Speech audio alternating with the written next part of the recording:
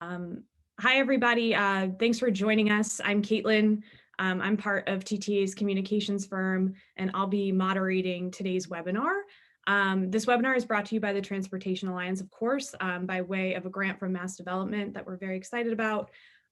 Just a few housekeeping items just before we get started. All participants are muted right now. If you'd like to ask a question, please feel free to utilize the chat box. That message will go directly to me. And at the end of the webinar, I will relay all the questions during the Q&A section.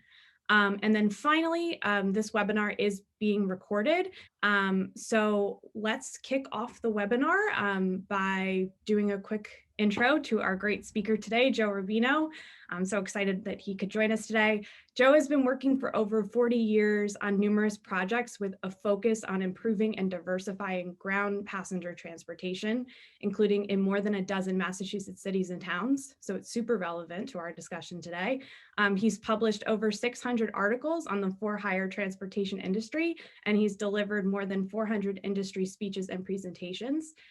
We truly are in great hands when we know that this discussion around contracting is with a thought leader on this subject. So without further ado, I will turn it over to Joe. Thank you very much, Caitlin. You know, when you said we have some people who are fashionably late, it reminded me of the fact that I live in Florida, where everybody's fashionably late. If you go to an NBA game or an NFL game, I mean, you don't even see anybody in the stands until halfway through the first quarter. So I'm used to that. So if we look at the opening slide here, contracting opportunities webinar, kind of the cover page, we see images of a taxi cab, a stretch limousine, a livery car, a sedan car. We see two different kinds of wheelchair accessible vehicles, a more of a traditional lift van and a ramp van. So why do we have those on there? We have those on there for two reasons. One, if you are operating any of those vehicles, this webinar will be effective for you. No matter what type of vehicles you're operating, you'll be effective. The second reason is because you should be operating all of those vehicles, because all of those vehicles all are point A to point B for a fare for hire vehicles.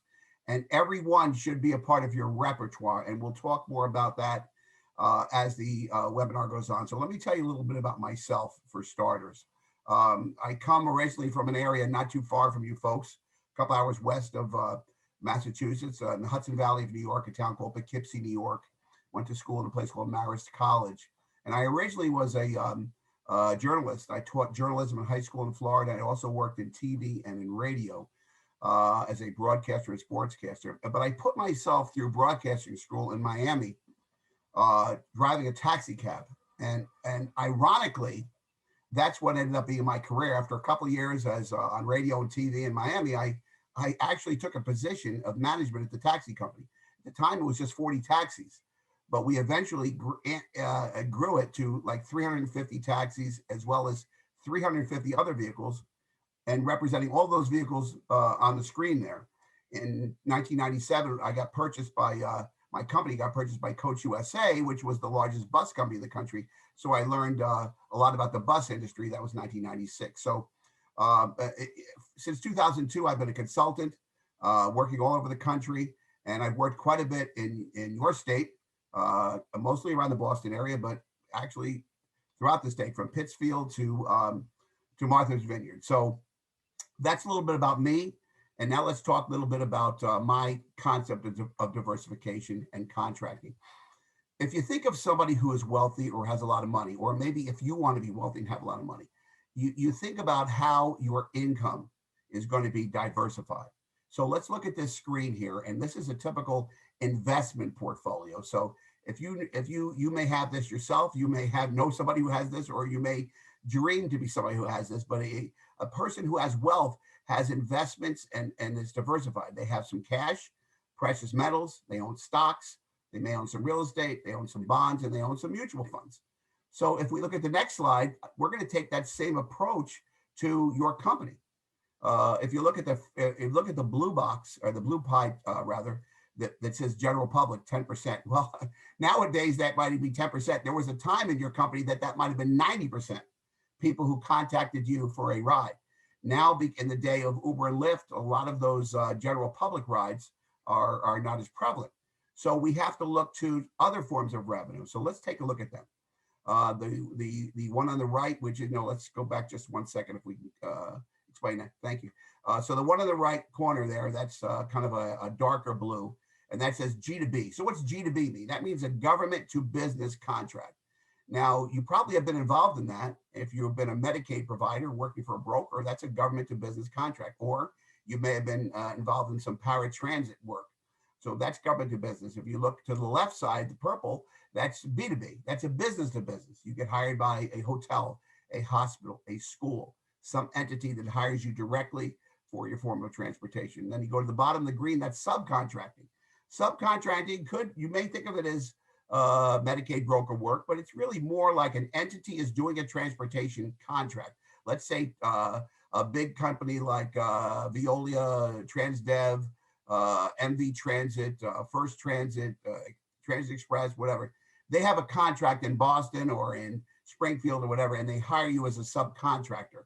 They're doing the large routes, you're doing maybe the demand response work. And then the last one on the right side, the red, that's outsourcing. What does that mean? Outsourcing is when there's a service being operated by somebody. Let's say a nursing home is operating 2 or 3 vehicles, and you actually take over the operation of those. And I'll explain more about that in a future date. Okay, so we go to the next slide, and we see really the different forms of contracting we're going to talk about, and why do you want to do this contracting? You want to increase your annual revenue, but you need to have what we call a contracting component. You just can't wing it. You have to be prepared to do a contract when an opportunity comes along. So that means you have to establish a checklist for contracting. You have to have certain things in place so when an opportunity comes up, you're able to do it. And that means you have to improve your ability to compete by understanding both the public sector and the private sector. In the public sector, that means government. You have to jump through hoops. You have to answer an RFP. You got to do a bid. You have to really conform to what is required. But in private sector, the private companies that want transportation are under no obligation. They could just hire you because they like you. So this is more about relationships. And then you have to embrace mastering the various pricing models. We'll talk about that later on. And then finally, improving the appearance of your company and of your proposals. So all of those topics we're going to talk about as we go through this webinar. Contracting is a very, very prevalent means of providing transit services. You have a transit agency in your large cities in Massachusetts, like in Boston and Pittsfield and so on and so forth. But 463 of these transit agencies all around the country were interviewed and found out that 61% of them, almost 2/3, farmed out some of their work through contracting. And we're going to talk about a lot of that. That's public contracting, what we call G2B services. All right, the most prominent one is called Paratransit. We know what Paratransit is. If there's a municipal bus service in your town, by law, the American Disabilities Act requires that they have Paratransit. So Paratransit is the component of a transit system that takes folks who can't get on a regular bus. And the private operators are most prone to do that because they're very, very flexible and they save money. In fact, most around the United States, there's very few major cities who actually run their own paratransit services. It's almost always farmed out. And there's both ADA and non-ADA paratransit, as we could talk about. And there's same-day service, which is not required by the ADA. There's late-night, holiday, non-peak service. And we're going to talk about all of those things on the subsequent pages. Now, you may have heard the term MicroTransit and don't know what it means. Don't worry about it. I don't know what it means either, but I have my own definition. Politicians and bureaucrats will use the word microtransit in a meeting. I'm not sure they even know what it means. Here's what it means to me. It means operating services that already exist, but doing them in smaller vehicles, perhaps with smaller companies or smaller entities in a more flexible manner. So it's taking people that used to ride on a bus and putting them in a van, or putting them in a sedan, or putting them in a shuttle type vehicle. And this has been going on in many cities. In Denver, Houston, and San Francisco, the amount of people, for example, who ride on the microtransit, paratransit, what I call micro paratransit, is much, much it dwarfs the amount of people who ride in the regular paratransit. And you folks operating small companies, or let's say, even if you're a big company, you're uniquely positioned for these demand response type things. And if you don't know what first mile, last mile is, that means a person walks 10 blocks, they get on a bus, they take the bus somewhere, they get off, and they walk 10 more blocks to get where they're going. Well, that first 10 blocks and the last 10 blocks is what we call first mile and last mile. And there's great opportunities for private companies in this, but you need to have accessible vehicles. If you don't have accessible vehicles, you're going to be out of the game. That means a certain percentage of your work has to be done in wheelchair vehicles. So you have to have these vehicles because you have to be able to do what transit systems cannot do, and not only have the flexibility of vehicles, but flexibility of expanded hours and area, service area. So from there, we figure, well, how do you get this stuff? You have to participate. You may be a great company, but if your local legislators and your local decision makers don't know who you are, it's not going to help you. So you should attend what we call MPO meetings. Every city in the United States has what we call, or every county, let's say, has what we call a metropolitan planning organization that does planning. You have to figure out where they are, you have to look it up, and you have to go to those meetings. Now, they may not know who you are, but they're public meetings. You just go and just sit there, attend a couple of meetings and figure out what's going on there. Eventually, you may be asked a question, you raise your hand to ask a question, or you may make a comment. And after a while, you may be asked to participate by joining and becoming a member in some way. These getting involved in the planning process. I have clients all over the country who are so involved. Tom Arrighi, past president of our organization, who has a company down in Bridgewater, Mass. He's very, very involved in the planning process down in the area he is, and oftentimes the head of the transit agencies, the head of the Metropolitan Planning Organization, will actually contact him. I think it's called Greater Attleboro Planning Organization down there. They will actually contact him to ask his opinion on things they should do. So you want to become an expert in your area. So there are 70 different programs that have funding. Now, you folks know about Medicaid. You may know about Medicare transportation. You probably know about Paratransit, but there's tons of others. There's an area called, there's a government funding area called the Area Office on Aging. Every major or moderately sized municipality in the United States has an area on aging. Sometimes they call it the Council of Aging. Sometimes they call it different things, but they have it. And there's a lot of funding there. And often these folks are not as transportation sophisticated, let's say, as transit agencies. So they don't even know that they can hire you, but they can. So these are some of the things you find out when you attend these planning meetings. You know about VA, Veterans Transportation. Some of you may be doing business with workmen's compensation brokers. This is a very, very huge market. When I ran my company, we used to do $2 million a year on just working with brokers who brokered workmen's compensation. Then there's, in your state, you have another program called TAMF, which is a temporary assistance for needy families. And some of you may heard of McKinney-Vento, which is essentially transporting indigent students from out of area. I have a client who is in Quincy, Massachusetts, who has a huge contract with McKinney-Vento. Now, I know some of that is not as strong now because in the area of COVID, a lot of these kids are being homeschooled. They're not going to school. But when we get back to normal, you're going to see McKinney-Vento becoming very strong again. And finally, FEMA. You know, right now there's a border situation going on down in Texas and these other areas. FEMA's down there. And I guarantee that they're hiring transportation companies to transport some of these folks that are coming across the border. So, you know, whenever FEMA's involved, it's a crisis, whether it's a crisis of humanity or a crisis of weather or an earthquake or a hurricane, whatever. But FEMA needs transportation.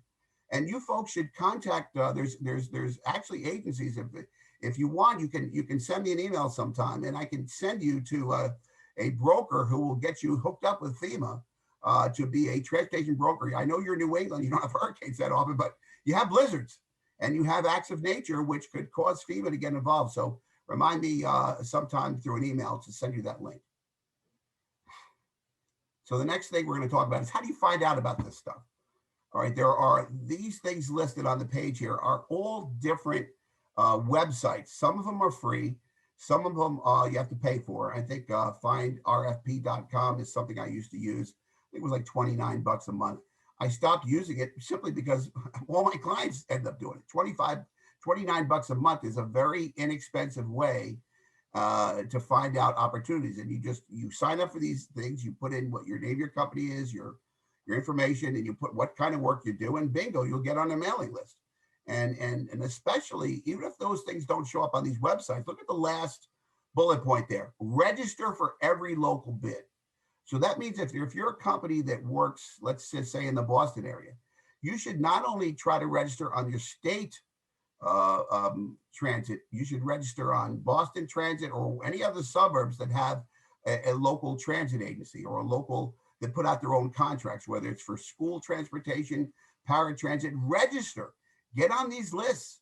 If you want to know why somebody has a contract in your area and you didn't know anything about it, well, it's because they were on the list and you weren't. So, take this information down on this slide, and later on, check those websites out. Again, some are free and some you have to pay for. So, and register for any certifications you may qualify for. So you may be a veteran, you may be a disabled veteran, you just may be disabled in general. You may be what we call a disadvantaged business enterprise, which would be possibly because you're disabled, possibly because you're a minority classification. There are women classifications, and you should register with the General Services Administration. All of these things, you should be registered.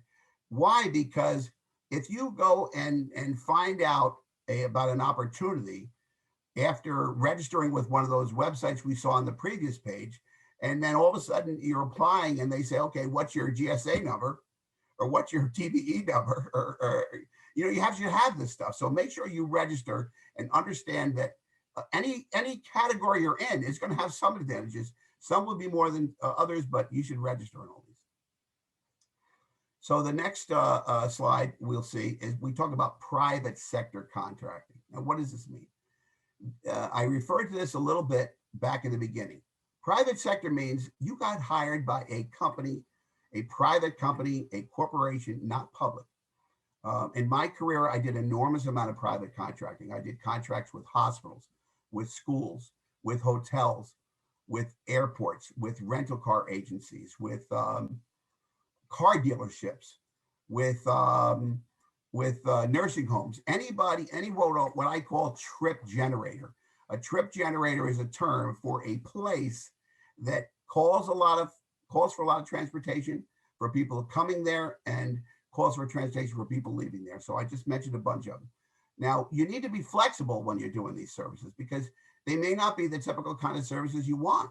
They might want you to operate a shuttle to take people who live in a retirement home to shopping twice a week. You may run a shopping shuttle or something like that, or you may run a demand response taking folks to doctors, something like that.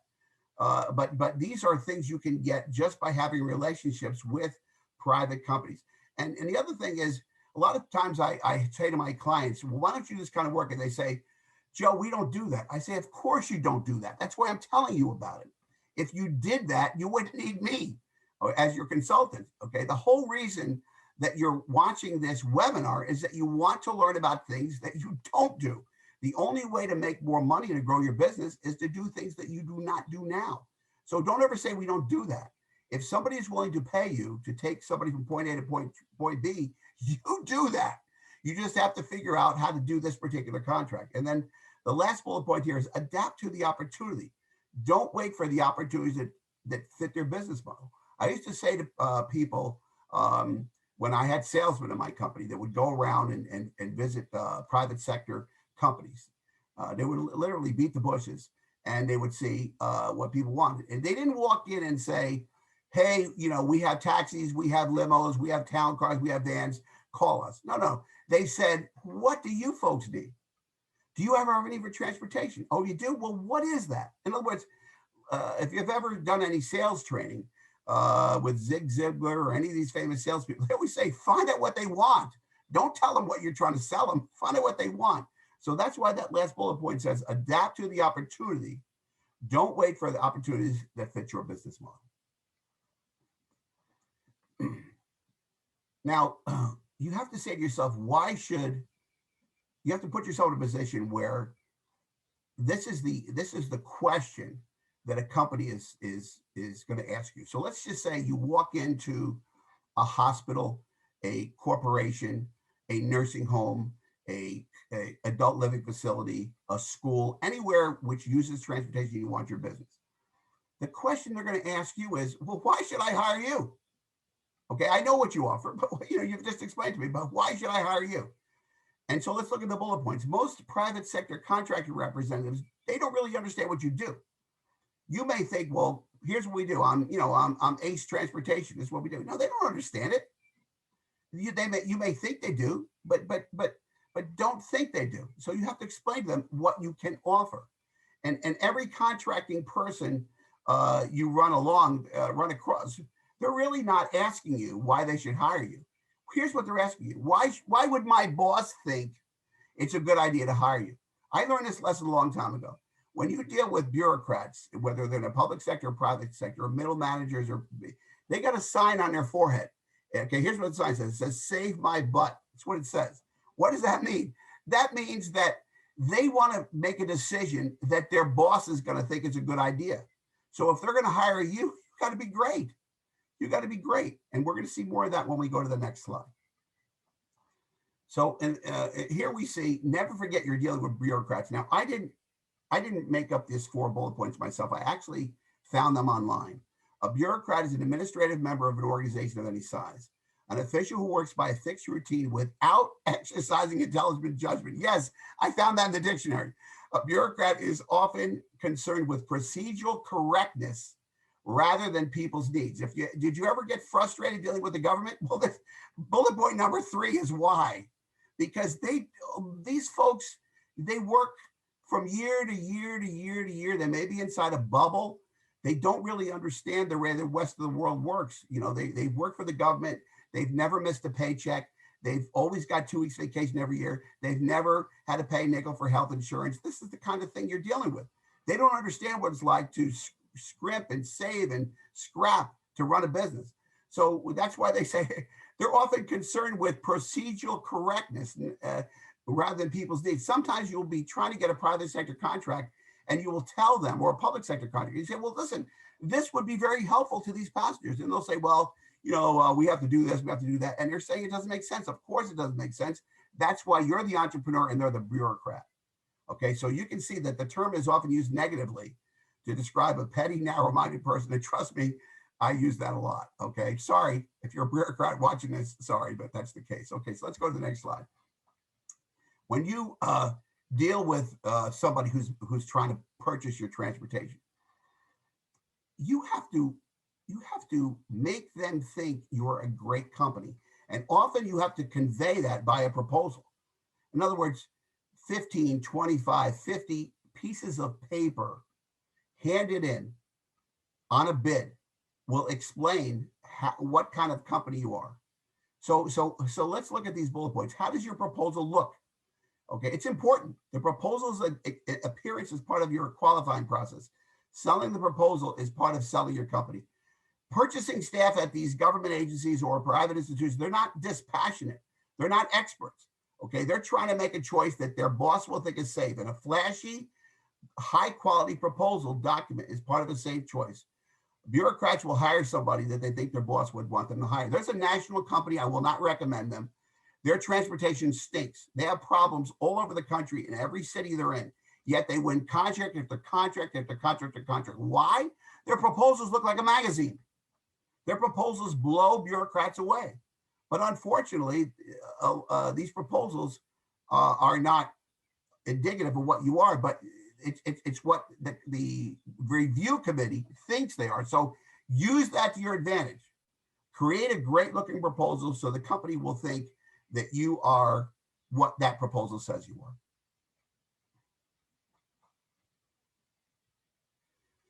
Does your company look as good as it runs? I have a client who is a tremendous company. They operate great. Their drivers are terrific. Their call center people are terrific. Everybody is terrific.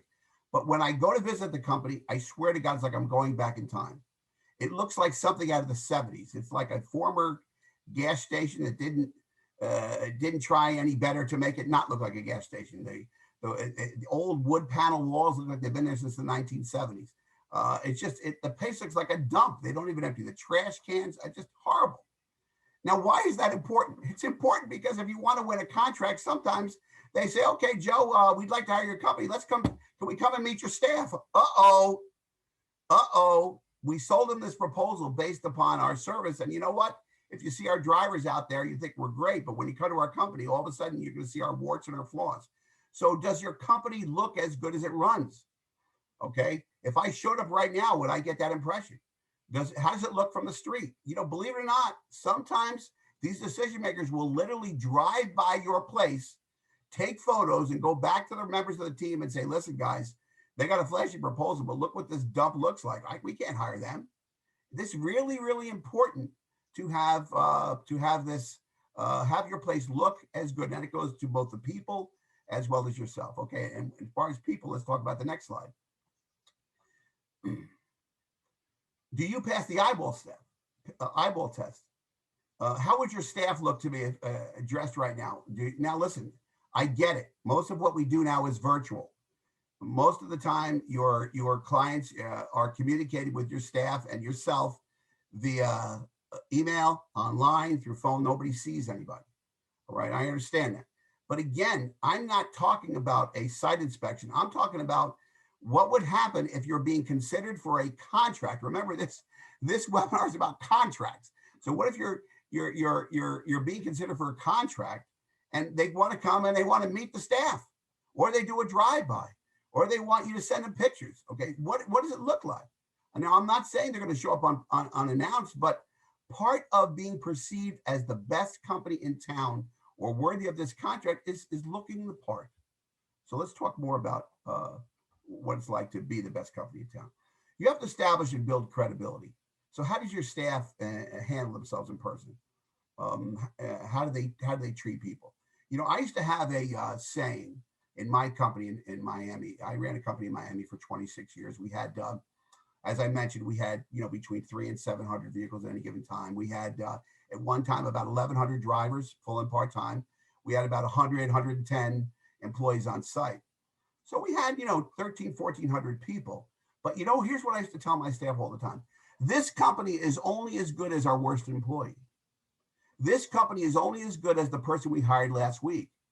Because if our worst employee, or if the person we hired last week is the one who speaks to the mayor when they call, or speaks to the head of the transit agency when they call, or who speaks to the hotel manager when they call, our company is going to be judged on how they handle that phone call. So you have to understand this, and you have to make sure your staff understands this. You have to build credibility. You have to build relationships. Businesses are about relationships. I always tell people it takes a lifetime to build up a reputation, but it can be killed in 5 minutes. Ask Mario Cuomo. All right.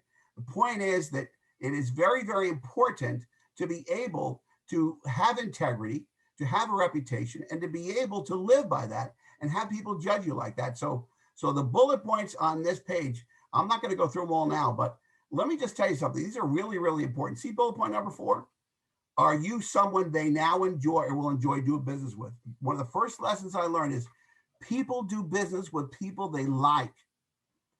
If they like you, they may do business with you even if you don't have the lowest price. If they don't like you, they may not hire you even if you have the lowest price. So this page, copy and paste it in your notes, and we're going to move on now, but you need to go back to this and understand that page. So what is an RFP? An RFP is a request for a proposal.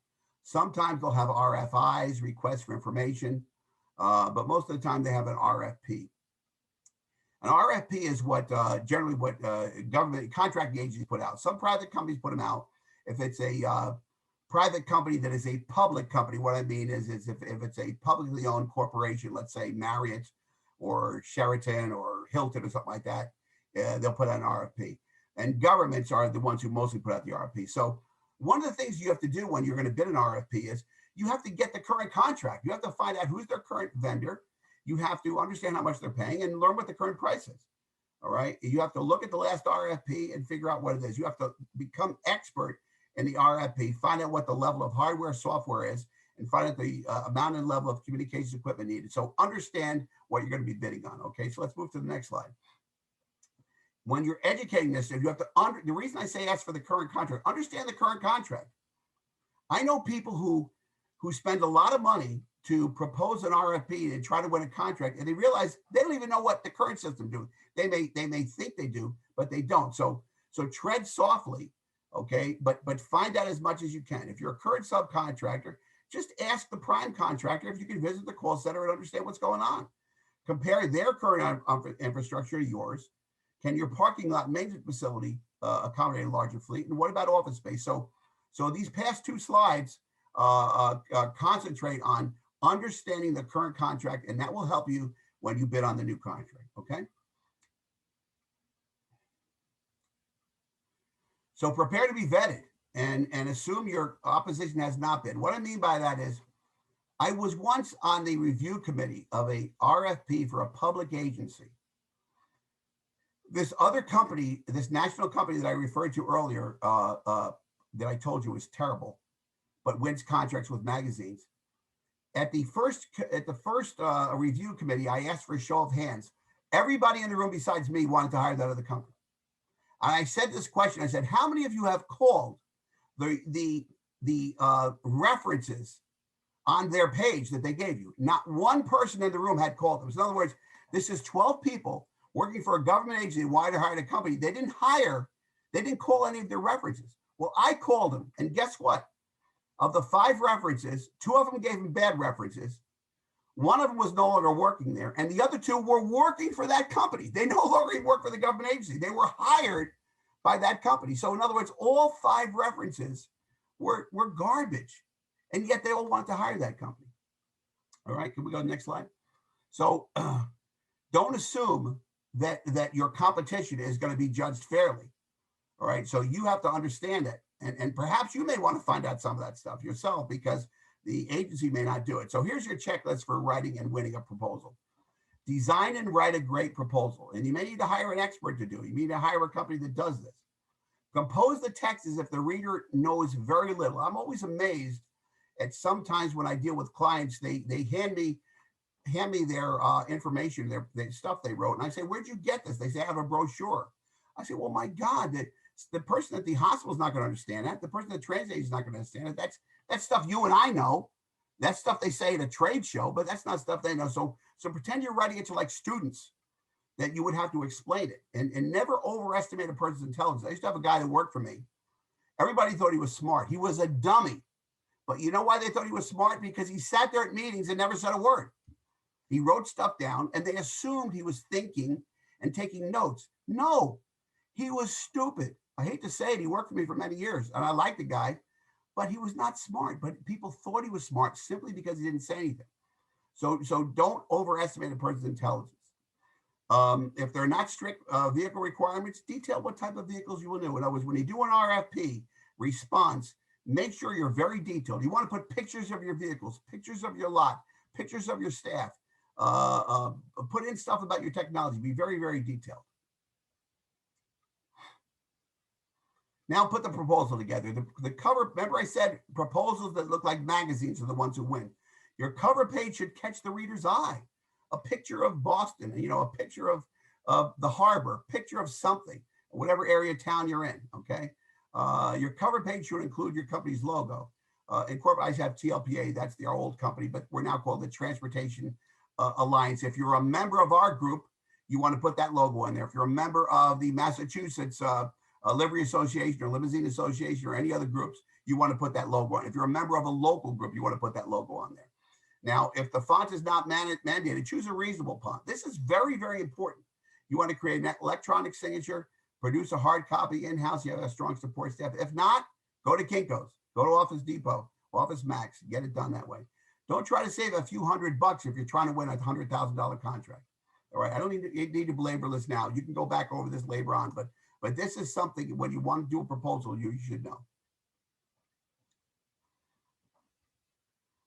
Become comfortable with all pricing models. We tend to be per trip, per mile, per hour, per everything.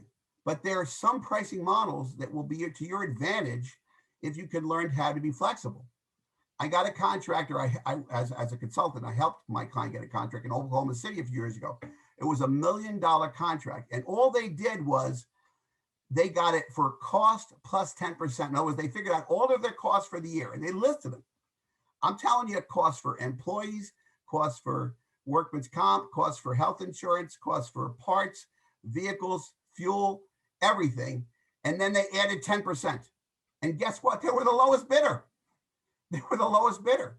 And by bidding it that way, they exposed all of the costs to the agency that was hiring them, and they won the contract.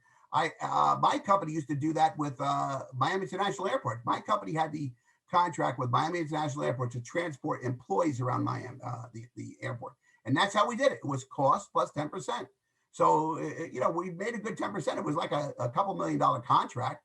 So we made a profit of $200,000 a year, but we had tons of employees employed there. I mean, you may say, well, we want to make 15 or 20%. Hey, 10% is good, especially if it employs a lot of people. So learn these pricing models. Capitated pricing is what somebody like Logisticare or MTM or Access to Care get paid. In other words, they get paid per member per month. So you want to learn all of these different formats. Again, I don't want to belabor all these, but this is important for you to save and talk to your staff later on about these.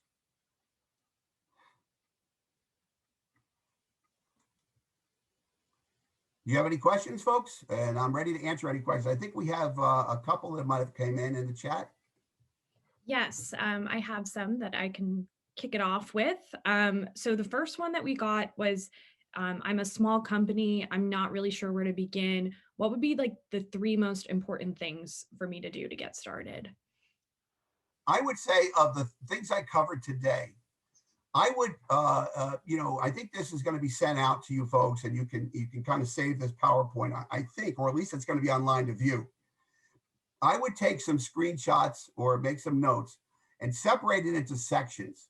And so you have sections on your company being better. That means looking better, acting better.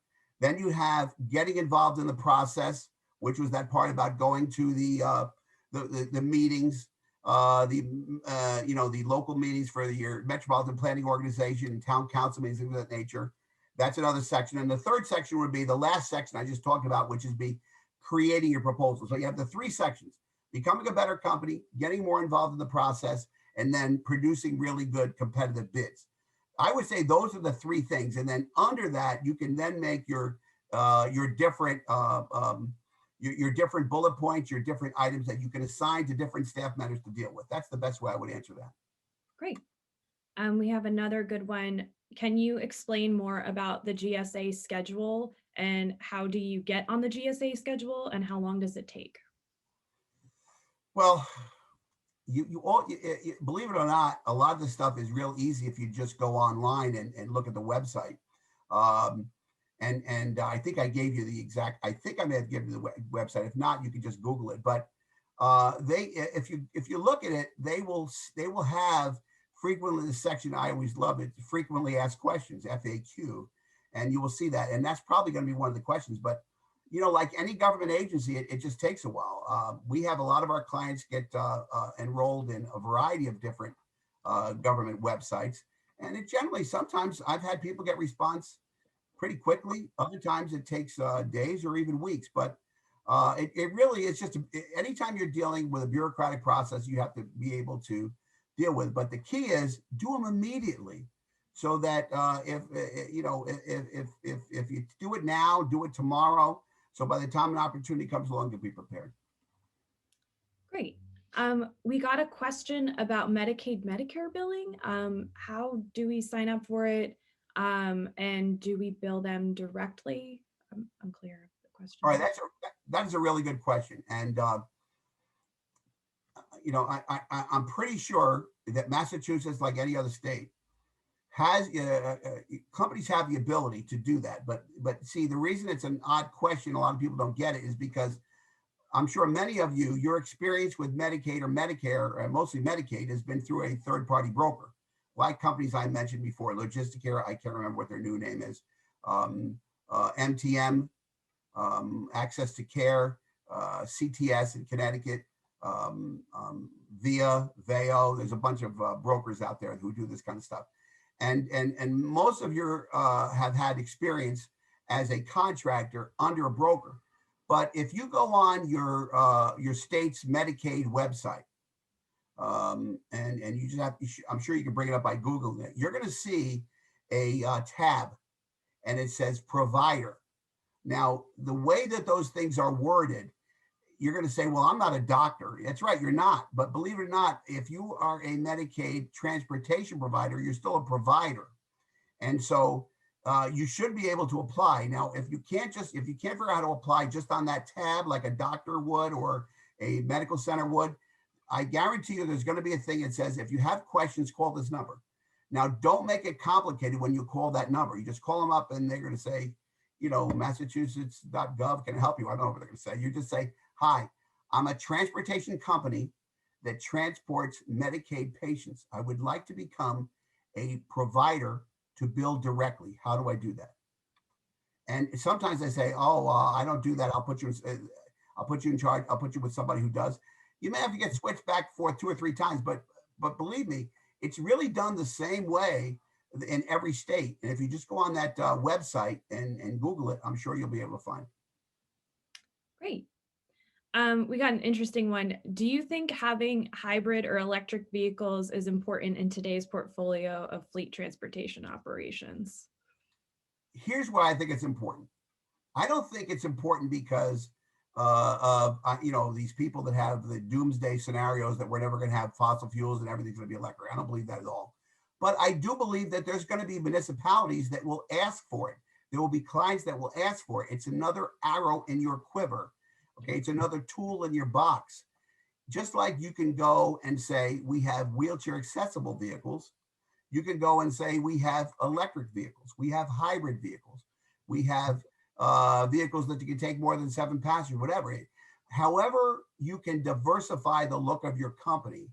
You can diversify your opportunity and increase your contracting opportunity. So yes, I think it's a good idea to have it. How important it is, 10 years from now, I may give you a different answer, but yes, I think it's a good idea, because here's another thing. There are grants now you can apply for. And I had a client in New Haven, Connecticut did it. A client in Denver, Colorado did it. We applied for, and I did the proposals for them. We applied for electric vehicles. Not only did they get like 10 or 15 electric vehicles, and the government paid for it, but they got the charging stations. They not only got a charging station at their office in their parking lot, they got one in a shopping center, so that their cars out of the field could go and charge in the middle of the day. So that was pretty remarkable. By the way, that same client in Connecticut, we also got him a grant for propane. So at his location in Connecticut, he has a charging station for electric vehicles and a refuel for his propane powered vehicles. And this was all paid by the government. I think some of it was free and some of it he might have had to pay 10 or 20%. But you know what? $6,000 for a $30,000 car or $8,000 for a $40,000 car, I'll take it. So yeah, I would go ahead and think that's important. Great. I just want to remind folks, if you have any questions, feel free to use the chat feature. I'm just going through some of the ones that we have here. Is there a percentage of a fleet's total revenue that you would recommend we dedicate to a sales team or proposal development team? Could you read that again, please? I'm not sure I grasped it. Is there a percentage of a fleet's total revenue that you would recommend we dedicate to a sales team or proposal development team? Well, I've heard the question twice. I'm not sure I understand. Let me just say this. You have to have, no matter if your company has 4 vehicles or 400 vehicles, you have to have a full-time sales component. Now, I use the term sales meaning a business development. Now, that means is, I don't think you have to have a full-time salesperson if you only have 10 vehicles or 12 vehicles or 8 vehicles, but you have to be in a selling mode all the time. So you have to have a person in your company dedicated to that, or you have to have everybody in your company dedicated to that. In other words, every single person in your company has to be always thinking of how can we grow the company, or you have to have at least one person who at least that's part of their job. So I think you should dedicate quite a bit of your time to it. Here's the thing in my own business. I always say, because my employees sometimes say, well, Joe, we got to work on this. We got to work on this. And I say, well, I've been involved in trying to close this deal because here's my main philosophy. Because my boss told me this a long time ago, get the business. Get the business. Sometimes we'll worry about how to operate it later, but get the business. If somebody is talking to you about giving you business, prioritize that over everything. So if you have even a small fleet of few vehicles, you have to have a full-time, all the time sales component where you're trying to grow the business. And as you get past, let's say 40 vehicles, 50 vehicles, 60 vehicles, 70 vehicles, you may want to have one person. That's all they do for their job. They can be doing sales, and they can also be doing customer service, servicing those new clients. But you're going to get to the point that you have to have a person. That's why salesmen make the most money, or saleswomen, salespeople make the most money. There's companies in this country where the salespeople make more money than their bosses. And that's because sales are it. You have to bring revenue in. So if that's part of what you want to know in that question, yeah, you should dedicate a considerable amount of your resources to that. Great. This one is super relevant. So in this age of Zoom and virtual meetings, some of the things that you mentioned in your presentation are about being physically together in the workplace. So this person was wondering, how do we handle that? Again, I'm not really getting what they want. Could you say it one more time? I apologize. It's just about in the era of being in virtual meetings on Zoom, like how does your lesson translate to Zoom meetings and virtual running your virtual company? Well, a lot of people notice the fact that I'm enthusiastic. Okay. And I'm enthusiastic for a couple of reasons. One is because I'm a very positive person. I always believe in positivity. I always believe in trying to make life better for everybody I'm doing business with. Okay. But I also realize that people want to do business with me because they think, well, if this guy thinks it's a good idea, maybe I should. So to carry that over to Zoom, if you're meeting with a person virtually, you're not in a restaurant, taking them to lunch, picking up the tab, that kind of thing.